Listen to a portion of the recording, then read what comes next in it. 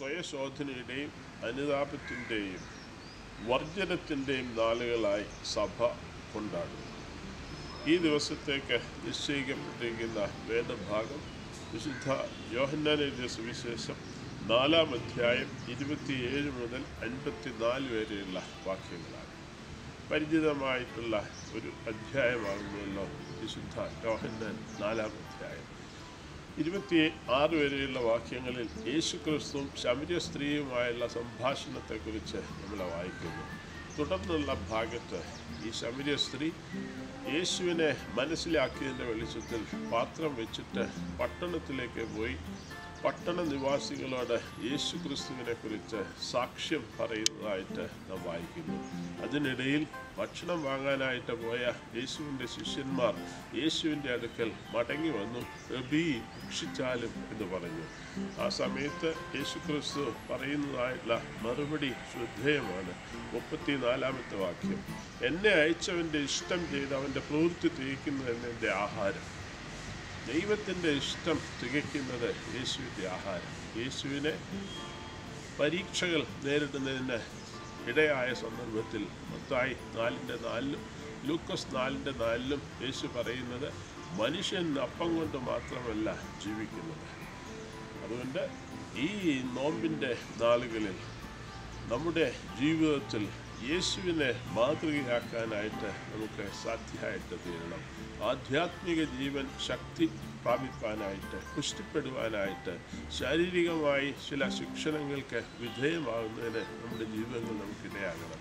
ഈ ശമര്യ സ്ത്രീ പട്ടണ നിവാസികളോട് യേശുവിനെക്കുറിച്ച് പറഞ്ഞപ്പോൾ പട്ടണ നിവാസികൾ അവളിൽ വിശ്വസിക്കുകയും യേശുവിൻ്റെ അടുത്ത് വന്ന് യേശുവിനെ തങ്ങളുടെ പട്ടണത്തിൽ പാർക്കാനായിട്ട് നിർബന്ധിക്കുകയും ചെയ്യുന്നു.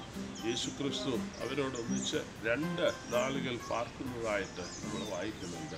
നോമ്പിൻ്റെ നാളുകൾ യേശുവിനോടൊന്നിച്ച് പാർക്കുന്നതിന് ഉള്ള ഒരു ആഗ്രഹം നമ്മിൽ ഉളവാകുന്നതിന് ഇടയാക്കി തീർക്കണം. യേശുവിനോടൊന്നിച്ച് പാർത്തതായിട്ടുള്ള ഈ ശമര്യ നിവാസികൾ യേശുവിൻ്റെ വചനം കേൾക്കുകയും യേശുവുമായിട്ടുള്ള ഒരു ഫസ്റ്റ് ഹാൻഡ് എക്സ്പീരിയൻസ്, നേരിട്ടുള്ള അഭിമുഖീകരണത്തിന് മുഖാന്തരം ആയിത്തീരുകയും ചെയ്യുന്നതായിട്ട് നമ്മൾ വായിക്കുന്നുണ്ട്.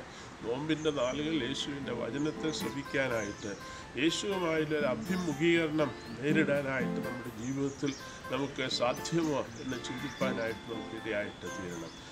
യേശുക്രിസ്തു 2 നാൾ അവിടെ പാർത്തിട്ട് അവിടെ നിന്ന് തൻ്റെ ജന്മദേശമായിട്ടുള്ള ഗലീലയുടെ ഭാഗങ്ങളിലേക്ക് പോകുന്നതായിട്ട് നമ്മൾ ഈ ഭാഗത്ത് വായിക്കുന്നുണ്ട്.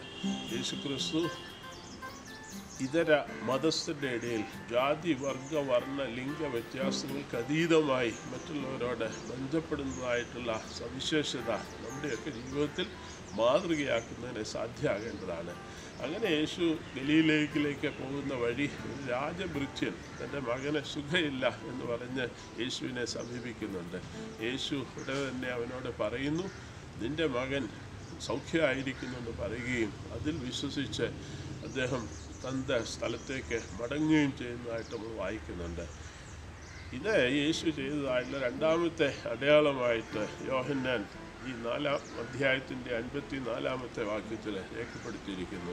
1-ാമത്തെ അടയാളം നമുക്കറിയാം. ഗലീലയിലെ കാനാവിൽ വെച്ച് യേശു വെള്ളം വീഞ്ഞാക്കുകയും തൻ്റെ മഹത്വം വെളിപ്പെടുത്തുകയും ശിഷ്യന്മാർ യേശുവിൽ വിശ്വസിക്കുകയും ചെയ്യുന്നു.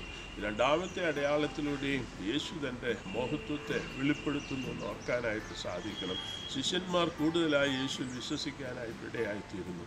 നോമ്പിൻ്റെ നാളുകൾ യേശുവിൻ്റെ മഹത്വത്തെ ദർശിപ്പാനായിട്ട്, അവനിൽ ആഴമായി വിശ്വസിച്ച് ജീവിപ്പാനായിട്ട് നമ്മുടെ ജീവിതങ്ങളിൽ നമുക്ക് ഇടയായിട്ട് തീരണം.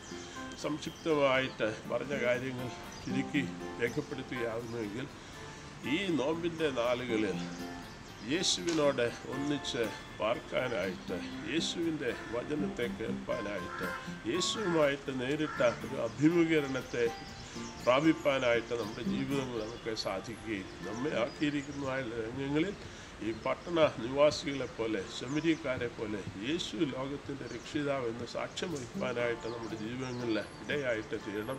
കർത്താവിൻ്റെ മഹത്വത്തെ ദർശിപ്പാനായിട്ട്, ആധ്യാത്മിക ജീവൻ ശക്തിപ്പെടുത്താനായിട്ട്, ജഡിക മനുഷ്യനെ ചില ശിക്ഷണത്തിന് വിധേയമാക്കി മുൻപോട്ട് നയിപ്പാനായിട്ട്, യേശുവിൻ്റെ മഹത്വത്തെ ദർശിപ്പാനായിട്ട്, ആഴമായി അവനിൽ വിശ്വസിച്ച് മുൻപോട്ട് ജീവിപ്പാനായിട്ട് ദൈവത്തിൻ്റെ ആത്മാവ് നമുക്ക് ഇടയാക്കട്ടെ. കർത്താവ് നമ്മെ അനുഗ്രഹിക്കട്ടെ.